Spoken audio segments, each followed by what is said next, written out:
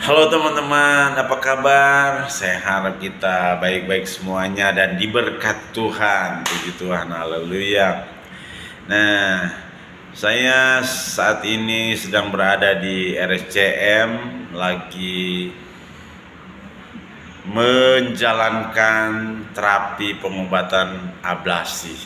Mungkin teman-teman bertanya-tanya, apa itu ablasi? Makanya saya perlu mendokumentasikan pengalaman ablasi saya supaya kalau teman-teman ingin banyak tahu tentang ablasi, tidak perlu bertanya lagi kepada saya. Silakan kunjungi channel YouTube saya, karena saya berencana dokumentasi ini saya akan post ke channel YouTube saya, Pendeta Heri Rondonu.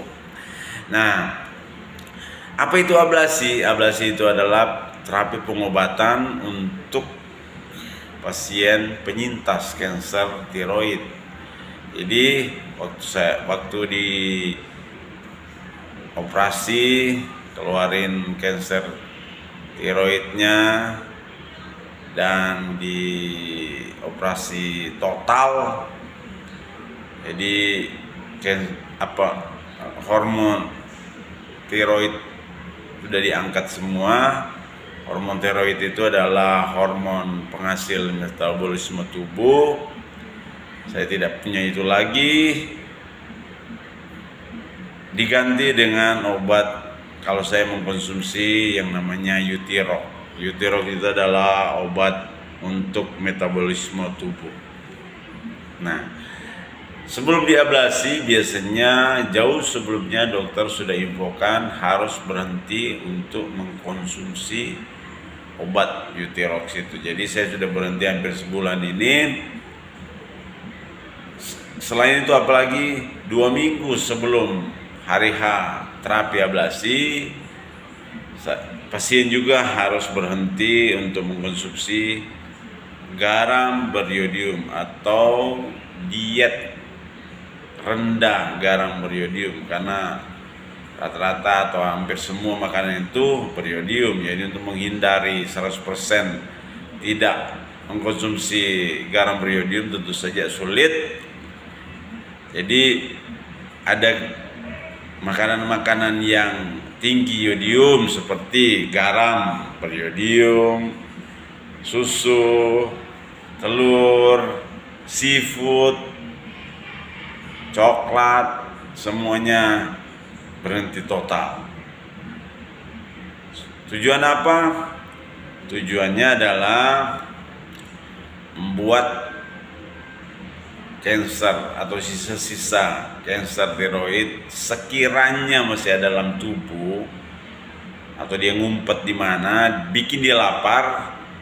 Lalu ketika dimasukkan obat radiasi terapi untuk atau yang disebut ablasi ini, maka sel-sel kanker itu akan makan dan diharapkan dia mati seketika.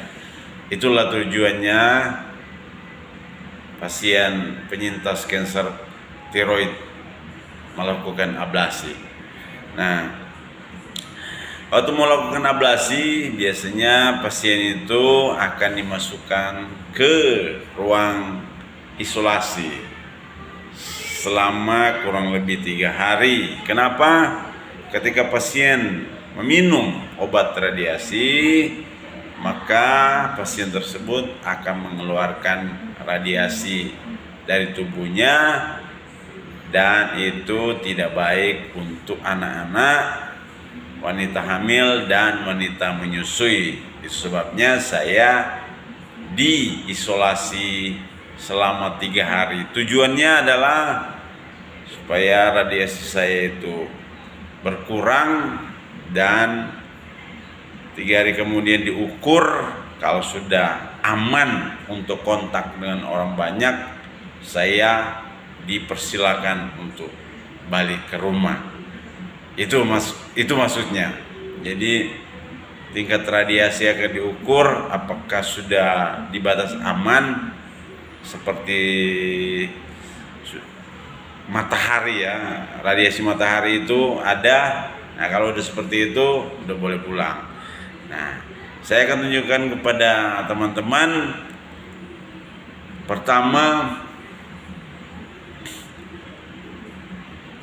botol atau mangkuk tempat obat radiasi ditaruh. Nih, mangkoknya seperti ini. Ya, seperti ini teman-teman, lihat ya. Seperti ini dia. Nih.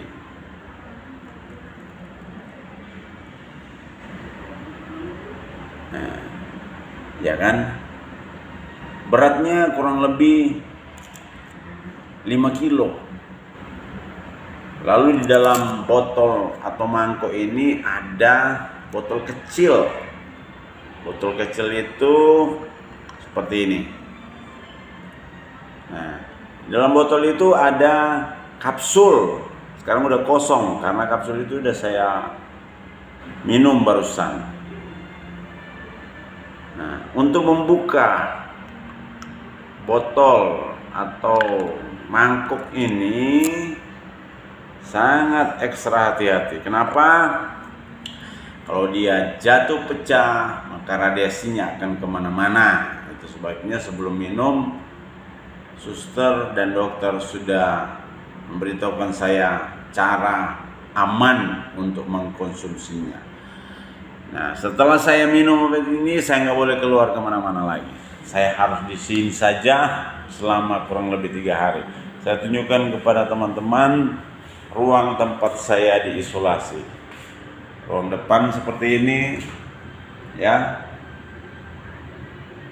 Ruangan kurang lebih 4 kali 4 meter. Ada ranjangnya, ranjang tempat saya tidur. Lalu ada dispenser karena saya harus banyak-banyak minum supaya obat radiasinya cepat keluar dari tubuh saya. Lalu ada televisi, ada telepon. Telepon ini adalah alat untuk saya berkomunikasi dengan dokter. Karena dokter memang nggak boleh masuk di sini selama 3 hari. Nggak ada satu orang pun yang boleh masuk di sini selama 3 hari. Lalu ada kamar mandi. Ini kamar mandi. Ya, kamar mandinya cukup luas. Saya disarankan untuk sering-sering mandi karena dengan mandi akan membersihkan radiasi yang ada di dalam tubuh saya. Nah, selama 3 hari ini saya akan ada di ruangan ini, tidak kontak dengan siapa-siapa. Kalau saudara lihat ruangan ini nggak ada kamarnya, memang seperti itulah.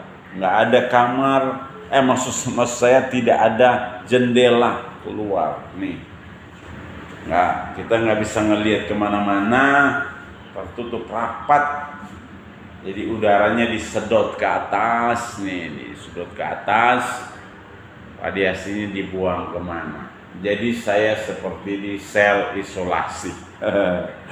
Seperti itu terapi pengobatan ablasi. Jadi kalau teman-teman ingin banyak tahu tentang apa itu ablasi, silakan kunjungi channel YouTube saya. Saudara akan dapat banyak informasi di sana dan Tuhan memberkati kita semuanya. Saya berharap teman-teman semuanya sehat-sehat, diberkati Tuhan. Haleluya, puji Tuhan. Tuhan memberkati kita semuanya.